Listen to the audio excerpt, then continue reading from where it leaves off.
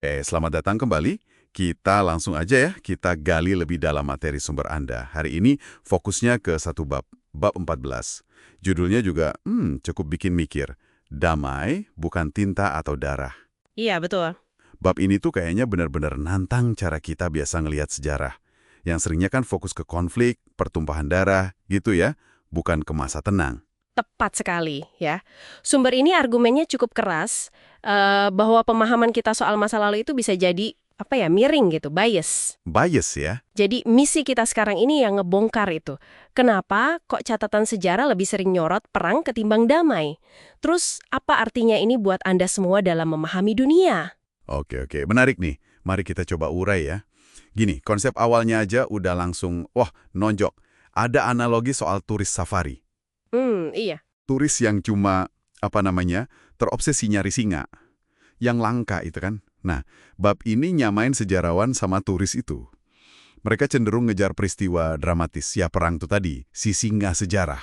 Betul. Akibatnya, ya kelewatan itu hamparan luas hewan kolaboratif lainnya.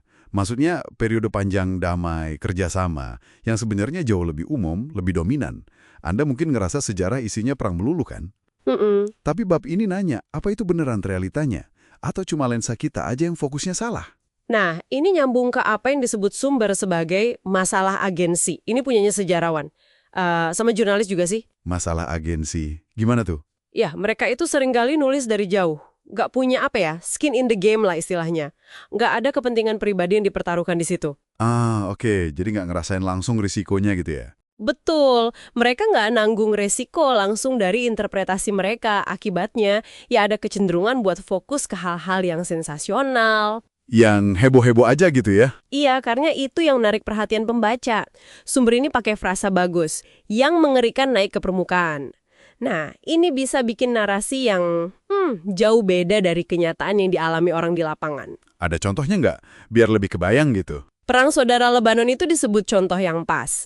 Gimana perang itu dirasain sama penduduk lokal yang ngalamin kompleksitas interaksi sehari-hari, itu seringkali dada banget sama laporan media luar. Oh, yang mungkin nyederhanain jadi cuma A lawan B gitu ya? Persis.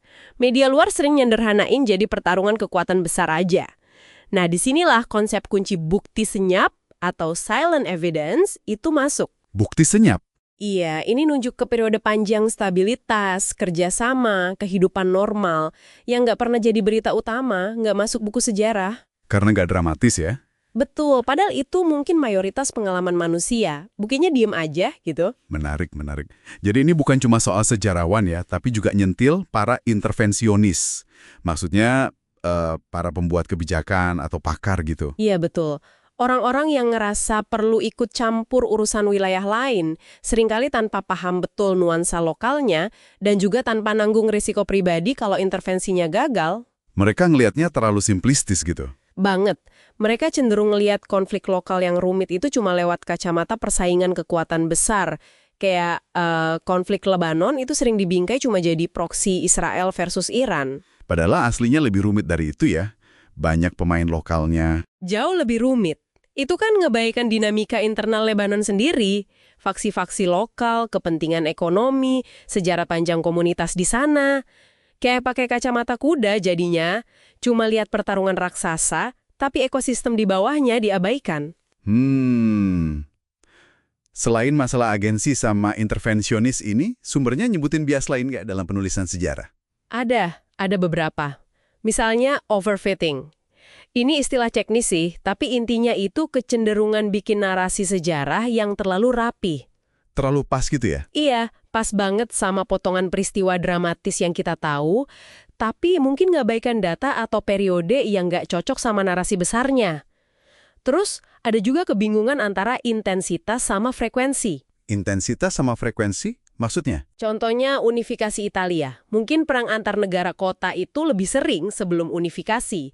Tapi skala kehancuran Perang Dunia I setelah unifikasi, itu jauh lampaui semua konflik sebelumnya. Jadi intensitas satu perang besar itu bisa nutupin fakta kalau periode damai mungkin lebih panjang.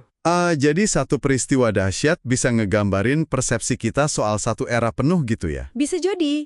Dan yang terakhir, Ya, bias pelaporan itu tadi. Jelas lebih suka peristiwa kayak perang, revolusi, daripada ketidakadaan peristiwa alias masa damai dan stabil. Damai itu gak jual ya? Bisa dibilang gitu, damai itu kan kesannya datar, membosankan buat diceritain. Ironisnya, sumber ini bilang, perdamaian yang paling awet itu seringkali bukan hasil perjanjian formal antar elit, bukan dari tinta perjanjian. Tapi dari mana? Tapi tumbuh secara organik, dari bawah, dari interaksi sehari-hari antar komunitas. Malah kadang perjanjian damai formal itu bisa nutupin permusuhan lokal yang diam-diam masih jalan terus. Kayak contoh Maroko sama Mesir yang disebut di sumber. Oh ya. Sebaliknya, bahkan pas lagi konflik resmi, sering ada kolaborasi nyata di lapangan.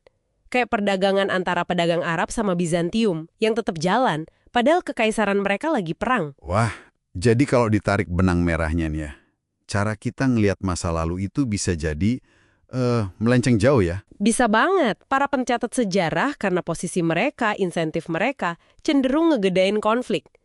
Dan lucunya, perdamaian yang beneran itu mungkin lebih sering dibangun dari bawah, bukan cuma ditulis pakai tinta atau darah yang kita baca di buku-buku.